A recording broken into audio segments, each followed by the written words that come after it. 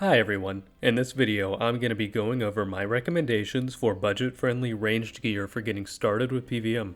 This guide includes gear for level 70 plus, but is mostly aimed towards players with 85 plus stats and a limited budget. This will be a pretty long video, but I want to give you all just getting into PvM a really detailed gearing guide and all the information you'll need to get up to speed and killing bosses as easily as possible. Optimal ranged gear is expensive. You'll eventually need to spend billions of GP for best in slot or near meta gear, but you can get by with a decent set of gear for just a few mil. Here's what I'll be covering today, and links are down below to skip to any specific part. Armor, weapons, abilities, other items, an overall upgrade order, a few example setups, the Noxbow versus Decimation, and perks. First, I'll be going over the upgrade order for armor, weapons, and abilities independently, then giving my general upgrade order last. I'll go through armor first, which will generally be the second highest priority area after upgrading your weapons. Unless we're talking about magic or very specific situations, you will always want to be using power armor instead of tank or hybrid armor. Tank armor has a small damage reduction effect and higher defensive bonuses that will make your attacker have reduced accuracy, but the best defense is almost always a good offense. Power armor gives a damage bonus that will usually allow you to out DPS any damage reduction that you'd get from tank armor. This guide is mostly focused on level 85 plus gear, but I'll quickly go over some lower level gear first for those of you just starting out or with a very low budget.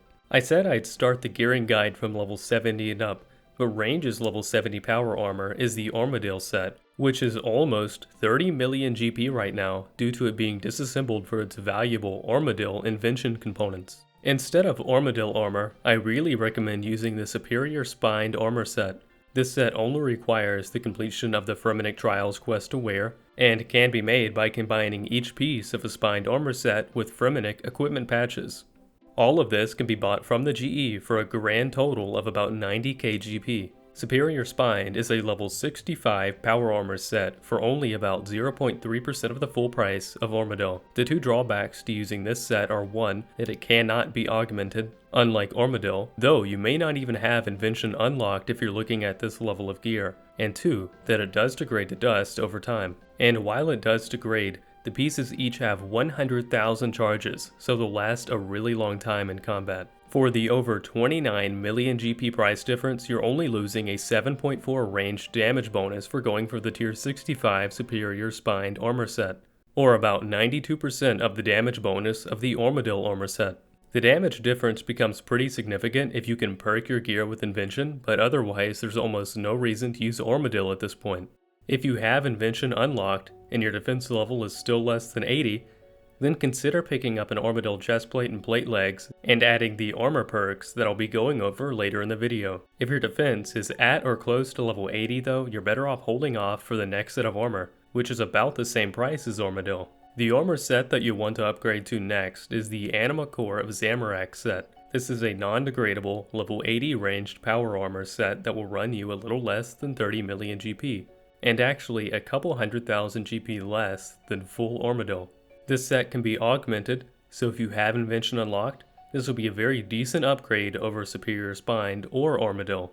Anima Core of Zamorak consists only of the head, top, and legs, so you'll be holding on to your boots and gloves from either the Superior Spined or Armadale sets for now. Next, you can grab a pair of Fleeting Boots, which are a level 80 pair of ranged power boots with a really good passive effect that gives the Rapid Fire ability a 10% increased hit chance and lets you move while using it. This effect is really nice to have considering that you'd normally be stuck in place for 5 seconds when using Rapid Fire, which can make it really hard to deal with a lot of boss mechanics. These boots will run you 14 million GP and give a 2.6 higher ranged bonus compared to spine boots. The price is a little steep, so you can hold off on these until later if you don't have the cash. Prioritize buying your best weapon at this point and get these if you have extra gold left over. Level 80 also unlocks the Perk's armor set, which is much more expensive than the Anima Core of Zamorak set and gives the same bonuses, except that it also gives an HP bonus. The only piece of this set that you'd really need to worry about are the gloves, which are only slightly better than the Spined or Armadale gloves and will run you about 7.8 million GP right now. Only pick these up if you have extra cash. The next armor upgrade on the list is Serenik, the level 90 ranged power armor set. Fortunately, this set is really cheap right now. You can get the mask, top, and legs for only about 13.5 million GP total. I really recommend to have Invention unlocked before upgrading to this set so you can augment it and perk it. This is a degrade to dust set, so you'll want to augment it and perk it before wearing it. Serenic gives a 10.8 higher ranged bonus than the Anima Core of Zamorak armor set and is pretty cheap. While it is degraded dust, it lasts for 100,000 charges, so it's well worth the price over the Anima Core set. At this point, there's only one more thing that you'd really want to look into, the tier 85 Cinderbane gloves. Cinderbanes run about 72 million GP and are best in slot anywhere your target is poisonable.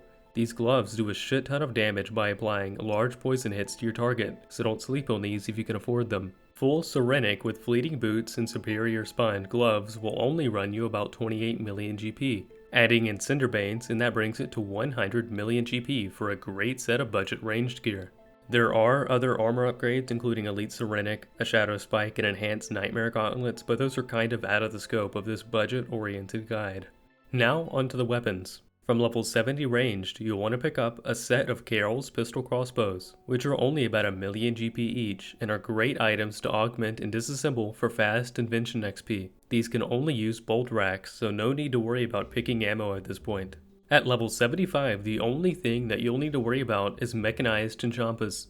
These are a little expensive at about 10,000 GP each, but they won't be consumed very quickly.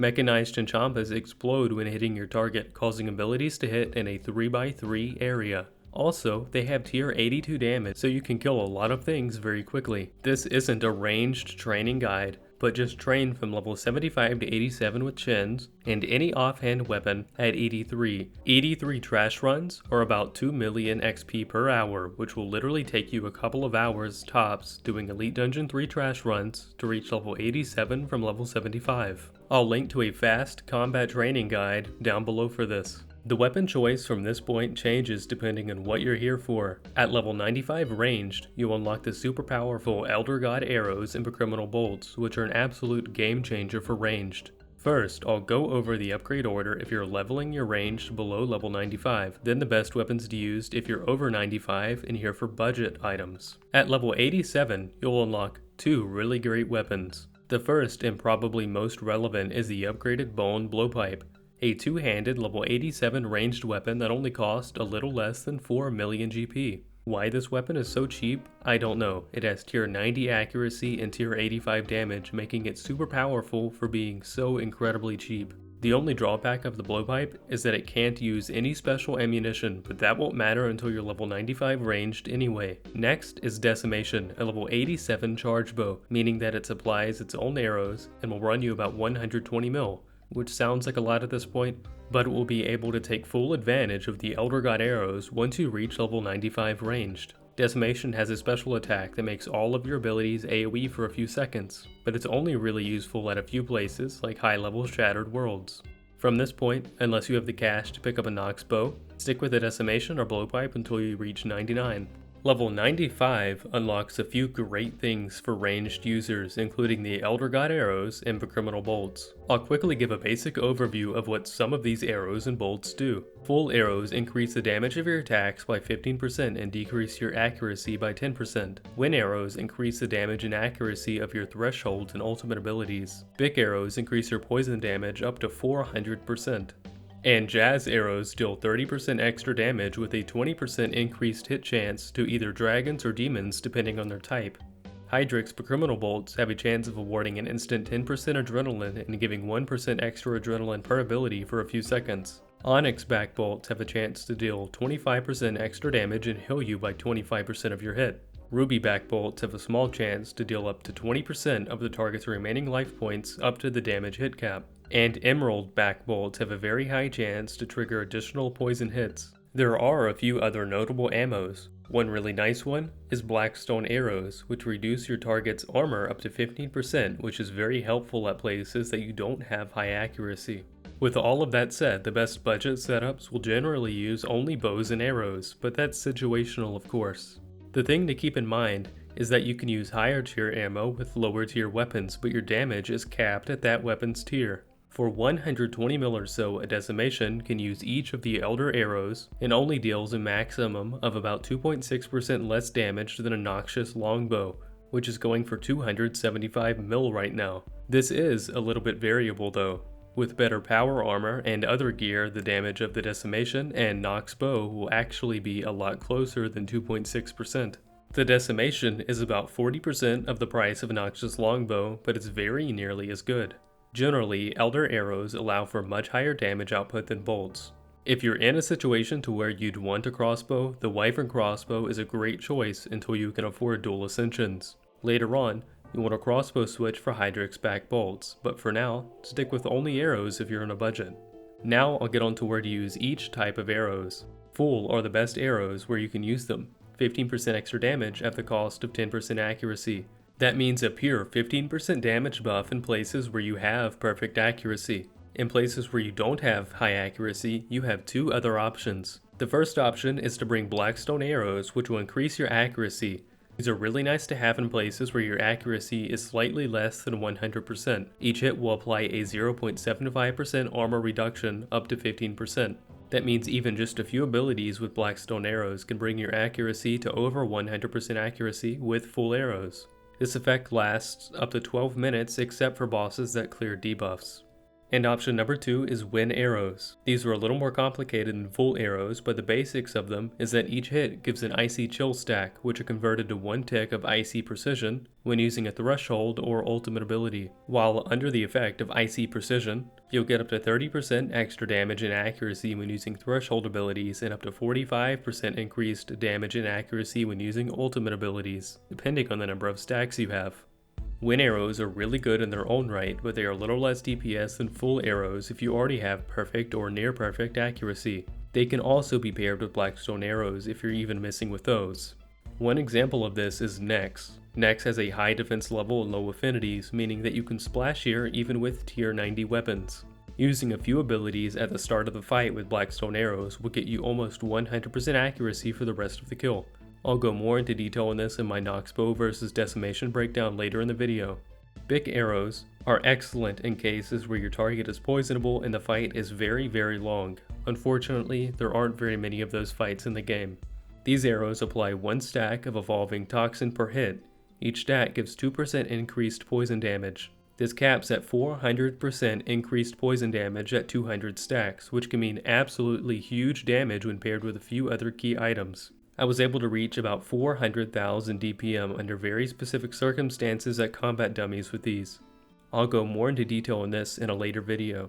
The last of the Elder God arrows are Jazz arrows, which are available in both Demon Bane and Dragon Bane forms. These give a plus 30% damage and plus 20% hit chance when attacking either dragons or demon type targets. These are always best in slot when fighting targets of those types. In the Nox Bow versus Decimation breakdown, I'll go over my kills at the ED2 bosses using these if you want to see them in action. That's basically it for weapons. Just use the Decimation if you're on a budget, and also Wyvern Crossbow if you want to pick one up for a back bolt switch. The Wyvern Crossbow has both tier 85 damage and accuracy, uses bolts, and has a really nice poison damage over time passive effect. Each hit of the Wyvern Crossbow has a chance to apply a short poison damage over time to the target. When you've made all other upgrades like Serenic, Cinderbanes, and an EOF, then consider picking up a Nox Bow. Since this is a budget guide, I won't be going over any tier 92 or higher weapons. There's only a few abilities that you'll need to get for a decent ranged setup, and only one that you'll need to pay for. Number 1 on the list is Corruption Shot, a ranged AoE damage over time basic ability that deals up to 300% ability damage. This is a super powerful ability and you'll need to have it for a full rotation of basic abilities. It's unlocked from either a Corruption Shot ability codex from raids or a Mass Cap ability codex, which cost about 55 mil right now. That price is pretty steep, but it's absolutely worth getting as soon as you hit level 70. Number 2 is Death's Swiftness, an ultimate ability unlocked at level 85 ranged after completion of the World Wakes.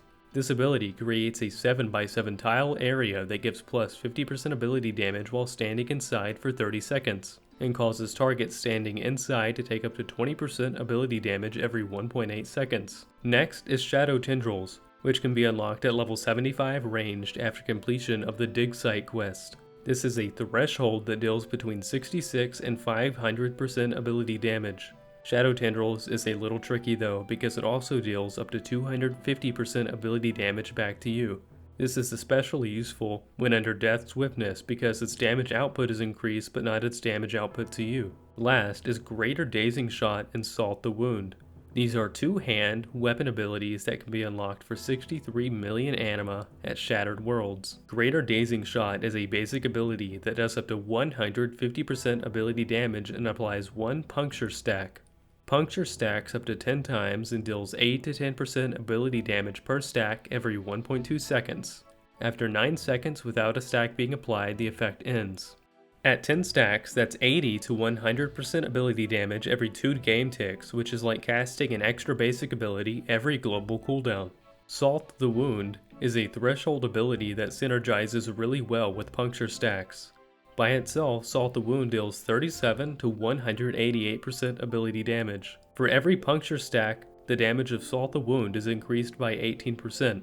That's up to 368 ability damage at 10 puncture stacks. That's better than Snapshot or Bombardment. This ability also resets the timer on Puncture's 9-second duration. That's about it for unlockable abilities for now. Eventually you want to get Greater Ricochet and Greater Death Swiftness, but those are very expensive. Now onto all of the items that aren't armor or weapons. First, let's take a look at the pocket slot items. There's the old god books, which are almost useless these days with the new Elder God scriptures. The Jazz scripture is 11 mil, Win is 90 mil, and Full is 465 mil.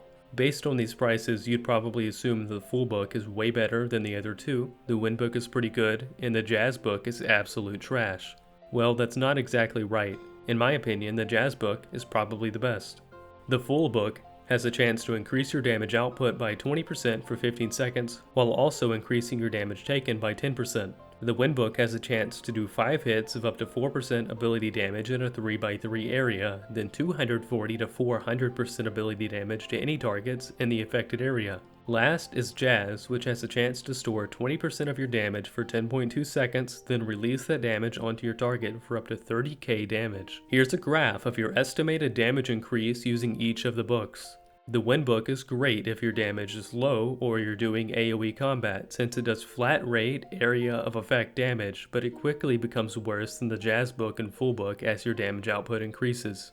The Jazz and Full scriptures are almost equal, with the Full being a fraction of a percent higher damage output on average. The difference is that the Full book also increases your damage taken and costs about 45 times more. Thanks for coming to my TED Talk, and make sure to grab a scripture of Jazz for a 9.3% DPS increase.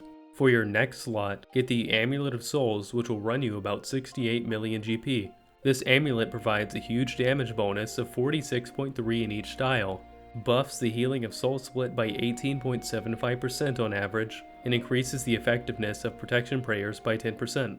This will be a great addition to your loadout on its own, and eventually you can upgrade it to an Essence of Finality. The Essence of Finality is an absolutely huge upgrade for ranged. This amulet allows you to consume any weapon and store its special attack in the item, and cast it with whatever ranged weapon you have.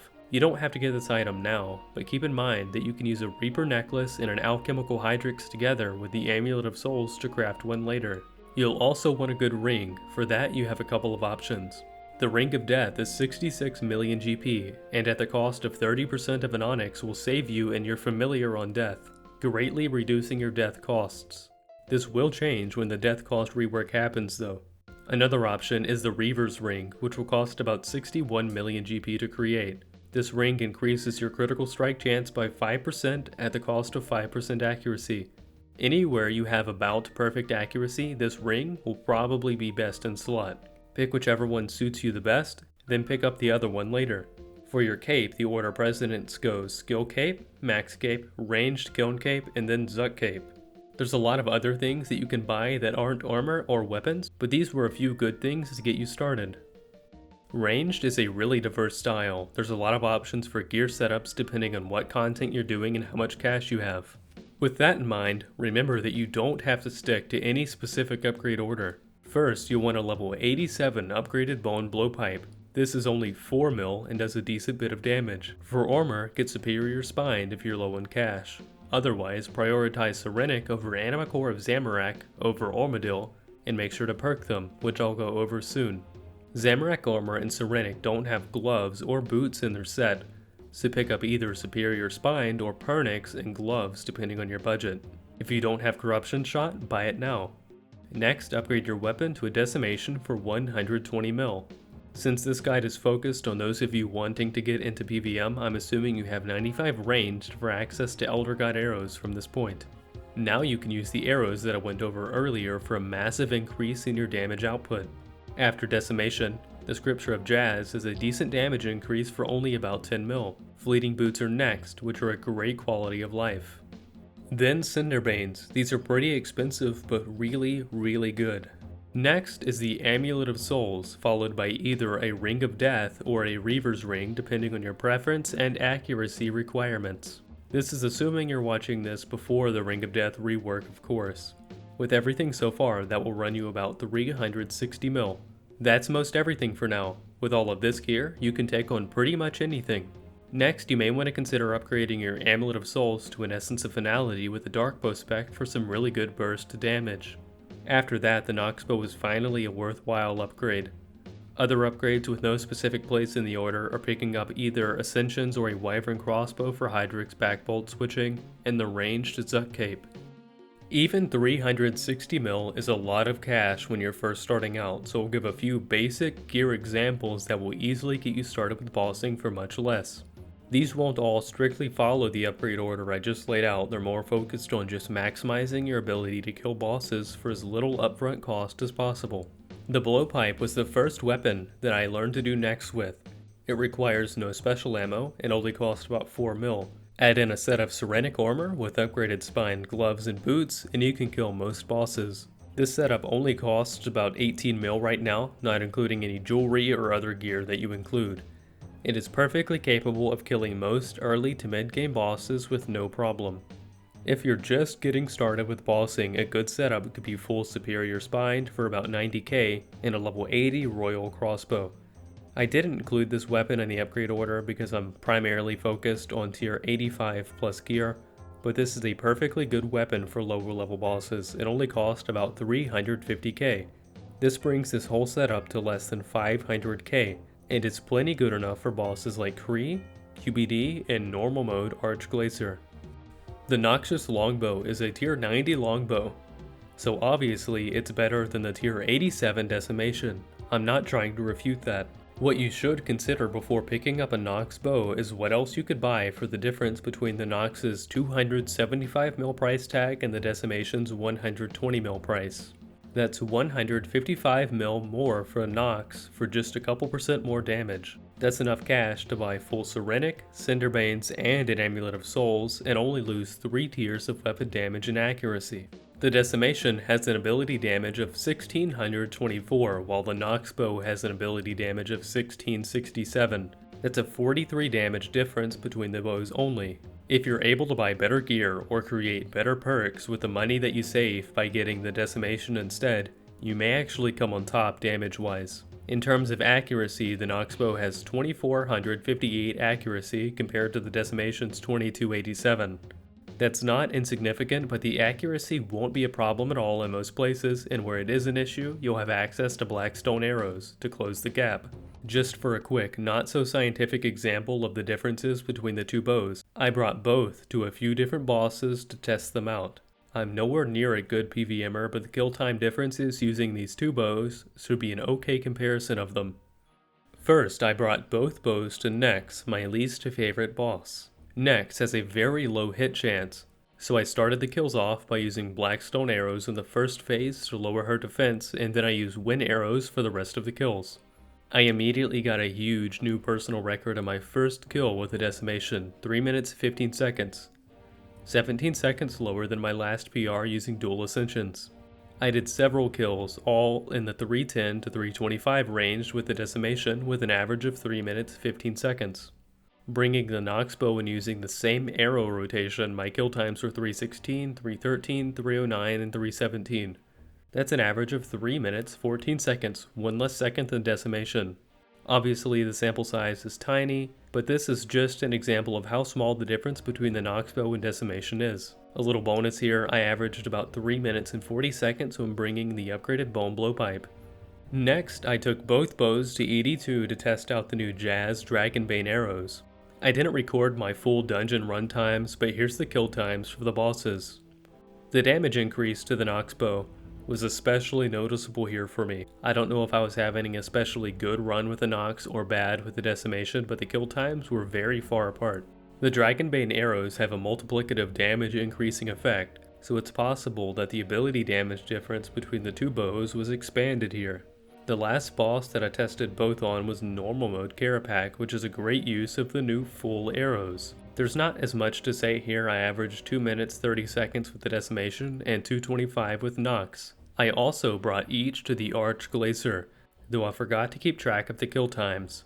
So yeah, I wouldn't really call it data, but I found the Decimation to be almost as good at Nox at most places, but the Nox bow to be way better at ED2 specifically. That said, I had no trouble killing any bosses that I brought the bows to. Now onto invention perks that you want to get for PvM. Please don't sleep on these. Perks make an absolutely massive difference in your damage output and damage reduction. For this section of the video, I'll be assuming that you have access to Ancient Invention, which you can do by consuming an Ancient Gizmo Blueprint, which are about 5 mil on the GE right now and require level 85 Invention to consume.